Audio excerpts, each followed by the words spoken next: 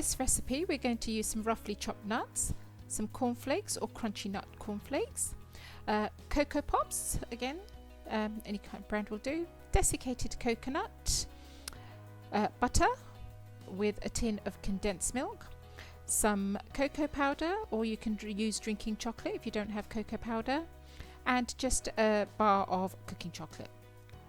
Now add the nuts to the pan, and you need to roast those nuts on a medium flame. Notice that I have left the nuts quite roughly chopped, and I think that's what gives it the crunch. Turn the heat up to high and just roast through.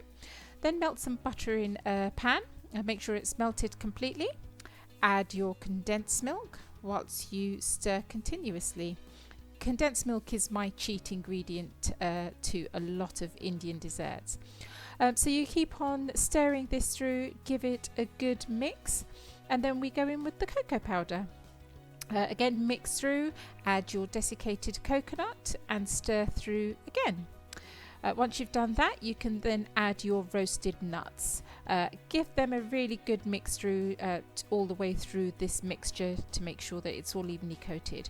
We then go in with the crushed cornflakes, crush them before you put them in the pan, and then the cocoa pops as well.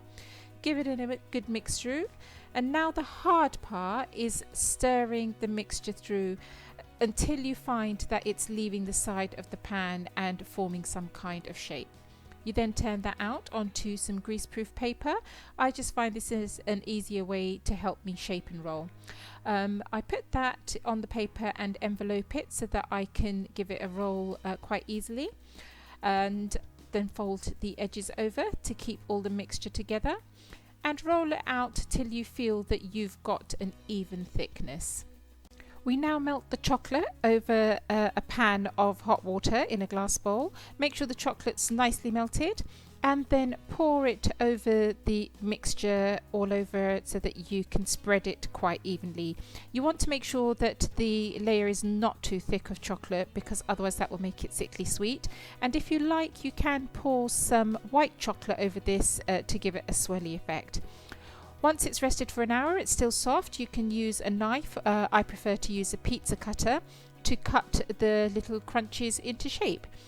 You can cut them into chunks or fingers, whichever you prefer, and leave in the fridge to cool, and that's it, you're done. If you enjoyed this recipe, then please do give me a like, or even subscribe to the channel, where you'll find lots of other easy recipes to follow.